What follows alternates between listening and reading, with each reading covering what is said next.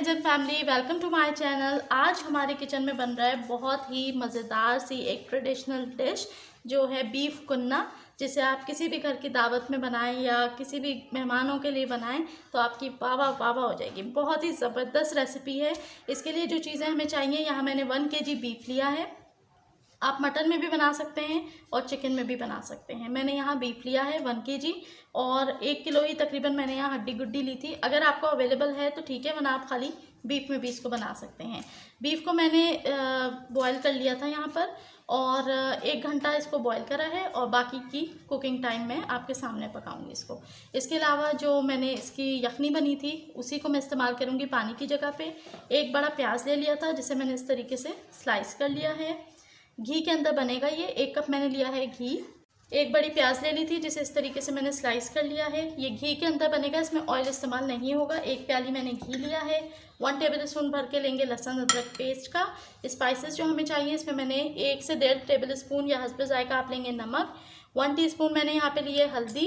1 भर के लिया है मैंने लाल पिसी हुई मिर्च 1 चम्मच। 1 चम्मच मैंने ली है देगी लाल मिर्च। ठीक है, अगर देगी लाल मिर्च नहीं है तो आप इसकी जगह पेपरिका पाउडर भी डाल सकते हैं। 1 चम्मच मैंने लिया है यहाँ पे ज़ीरा और धनिया पाउडर लिया है 1.5 टेबल स्पून। ठीक है, अब ये फर्स्ट स्टेप की तैयारी की तरफ चलते हैं। ये चलें रेसिपी स्टार्ट करें जी। बिस्मिल्लाहिर्रहमानिर्रहीम। अब हम अपनी कुन्ने की प्रिपरेशन करते हैं। मैंने यहाँ मट्टी की हांडी ली है। आप नॉर्मल देगची में भी बना सकते हैं, लेकिन मट्टी की हांडी से इसका टेस्ट बहुत अच्छा आता है। सबसे पहले मैं इसके अंदर घी ऐड करूँगी, जो 1 प्याली मैंने लिया था।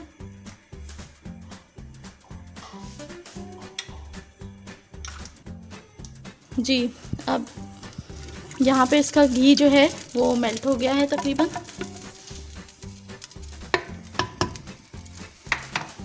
अच्छी तरीके से जब घी इसका मेल्ट हो जाएगा तो हम इसके अंदर 1 टीस्पून लहसुन अदरक का पेस्ट ऐड करेंगे और इसे साथ साथ मिक्स करेंगे।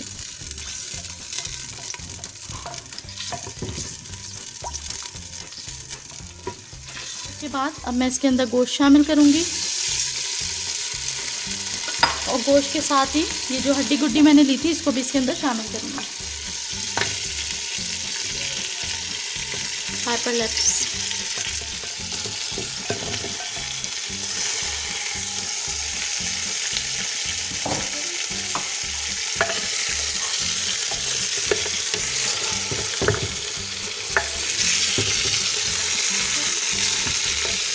उसके बाद हम इस 1 कप जो प्याज ली थी वो इसके अंदर शामिल करेंगे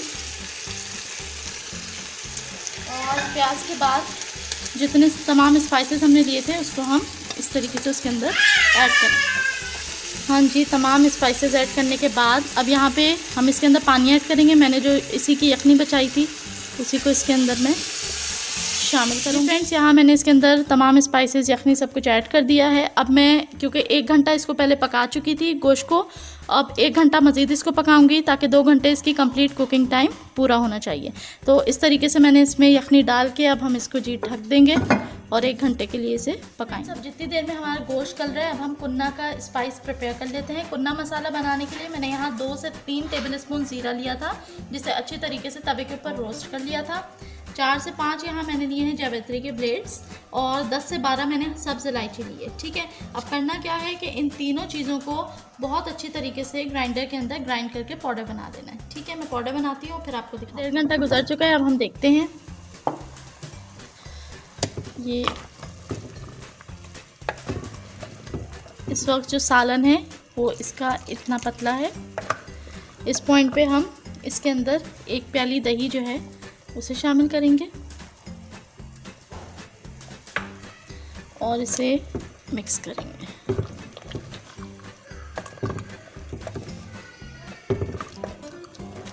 इस तरीके से। ठीक है, दही को अच्छी तरीके से मिक्स करने के बाद अब जो कुन्ना मसाला बनाया था वो मैं पूरा का पूरा इसके अंदर शामिल करूँगी और जी इसे करेंगे मिक्स।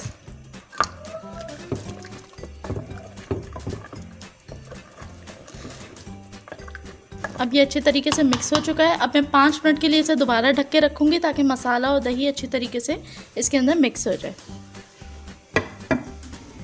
स्पाइस को मैंने अच्छी तरीके से ग्राइंड कर लिया है और इस तरीके से ये पाउडर हो चुका है और हमारा कुन्ना मसाला रेडी है। अब हम इसे साइड पे करते हैं। जी फ्रेंड्स, कुन्ना मसाला प्रिपेयर करने के बाद अब हम यहाँ चलते हैं नेक्स्ट स्टेप की तरफ। गोश्त को गलते हुए 1.5 घंटा हो चुका है। यहाँ मैंने 1 प्याली दही लिया है। अब मैं गोश्त के अंदर दही को ऐड करूँगी, उसके बाद कुन्ना मसाला ऐड करेंगे। फिर लास्ट स्टेप होगा, यहाँ मैंने 2 टेबल स्पून बड़े वाले भर के मैदा लिया है, इसको मैं डिज़ोल्व करूँगी और लास्ट में हम मैदा ऐड करेंगे ताकि सालन की कंसिस्टेंसी थिक हो जाए। ठीक है जी। 5 मिनट के लिए हमने कुन्ने के सालन को दम पे रखा है ताकि अच्छी तरीके से वो मिक्स हो जाए। मीनवाइल हम यहाँ पर जो मैदा लिया था उसको घोलेंगे, थोड़ा पानी ऐड करेंगे और अच्छी तरीके से मिक्स करेंगे। इसे बहुत अच्छी तरीके से मिक्स करना है ताकि किसी किस्म का कोई लम्प इसके अंदर बाकी ना रहे।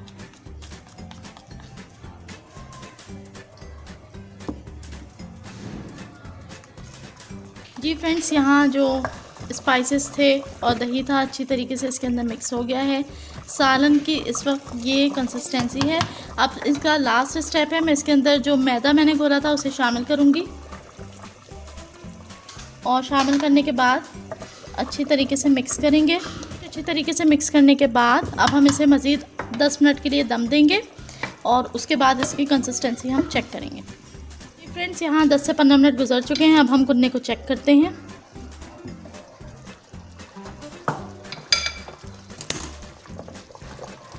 और जी बहुत ज़बरदस्त खुशबू आ रही है और इसकी थिकनेस भी अब आप देख सकते हैं, ये थिक हो चुका है। यहाँ हम कर देंगे इसका चूल्हा बंद और अब इसको डिश आउट करेंगे। जी फ्रेंड्स, यहाँ हमने कुन्ने को डिश आउट कर लिया है।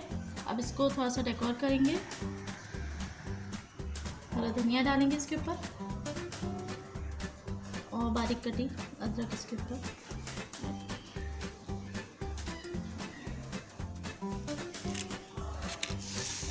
जी फ्रेंड्स, ये है फाइनल लुक।